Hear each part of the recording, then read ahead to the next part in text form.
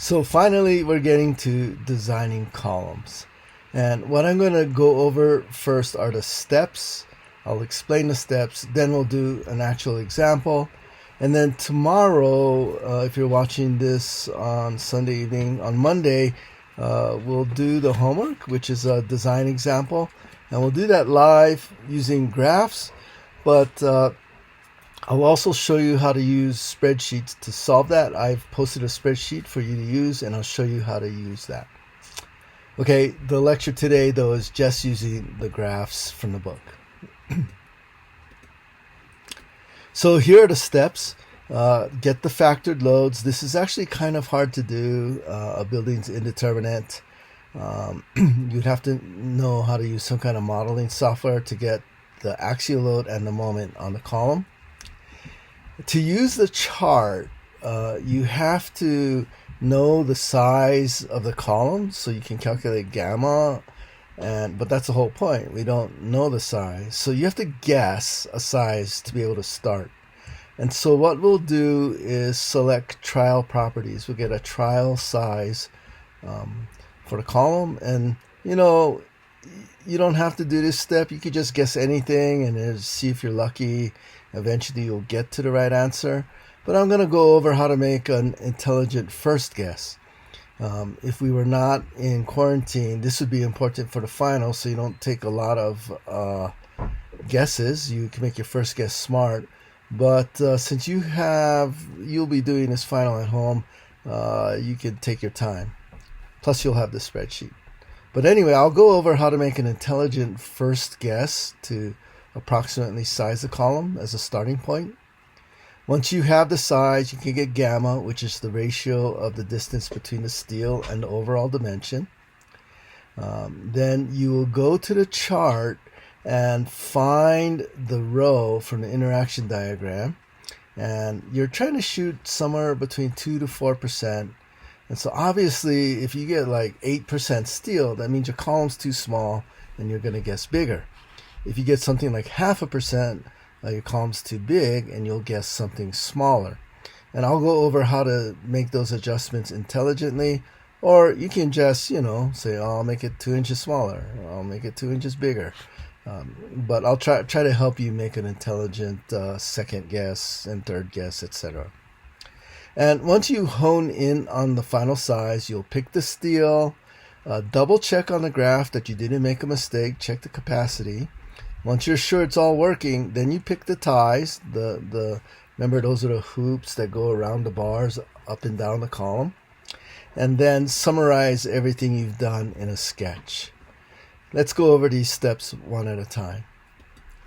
So this first step, determining the factored loads, is hard to do. You're going to have to do a structural analysis.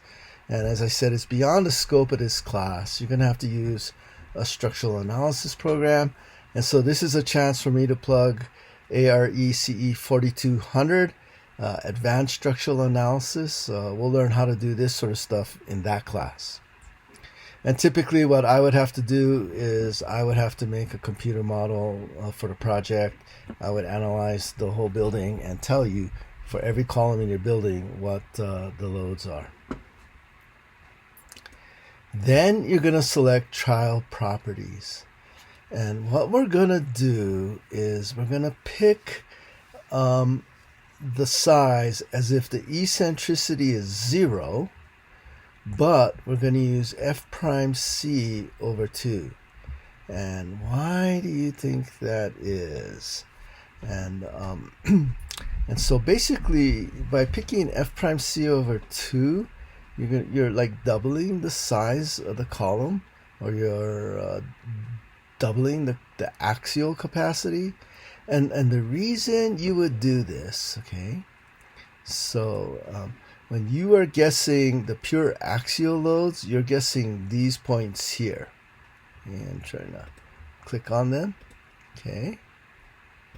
But you probably going to have some moment, and so you might be out on this line here or something. And so if you can see, let me change the color here. On the 2% line right here, that's the actual axial strength, and this is the strength if there's no eccentricity. And so as a rough guess, I'm saying that this is 1/2 of that. And so as a rough first size, if you have 4,000 psi concrete, guess 2,000 psi concrete and figure out the size. We'll go over that.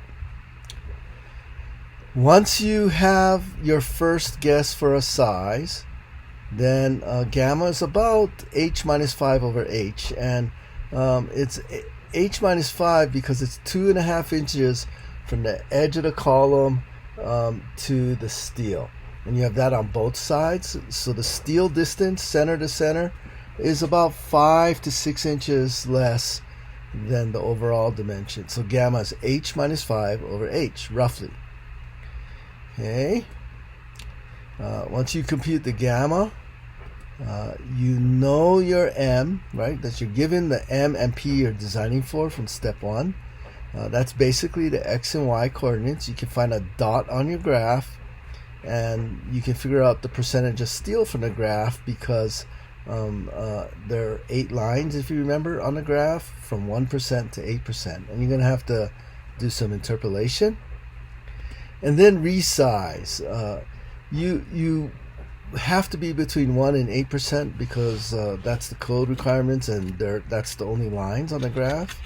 Practical is less than 4%. If you want to really fit the steel in there, I think 2% is a good, 2 to 3% is what you should shoot for. And so if your row is too high, you need more concrete to make the row come down, so you pick a larger section.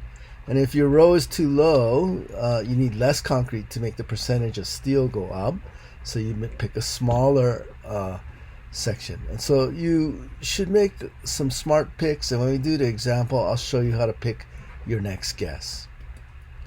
When you're all done and you've finally got the size right so that the row comes out okay, you take row times your area, that will be the steel. You have to have at least 4 bars, 1 in each corner. You have to have an even number of bars because you have to put half on each side.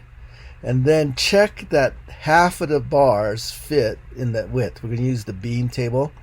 But if you need 6 number 9s, you're going to check if 3 number 9s fit because it's 3 on each side. If you have a round column, you have to have at least 6 bars. And remember how I told you you are not allowed to use numbers 14 and 18 in the beam? They're for columns, so you can use the big bars when you do this.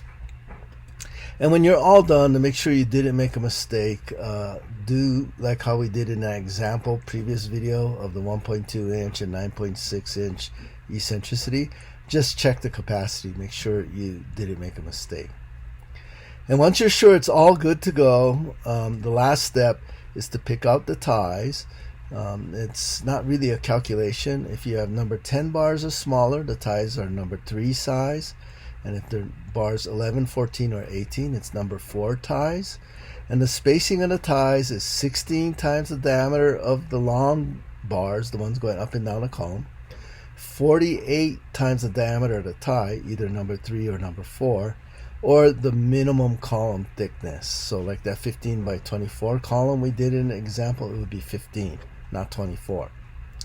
And every bar has to be within 6 inches of a neighbor, okay, if it's not in the corner of the hoop. And the final step will be to summarize with a sketch. And so what I think I'll do is I'll stop here, and we'll do all these steps for an example in the next video.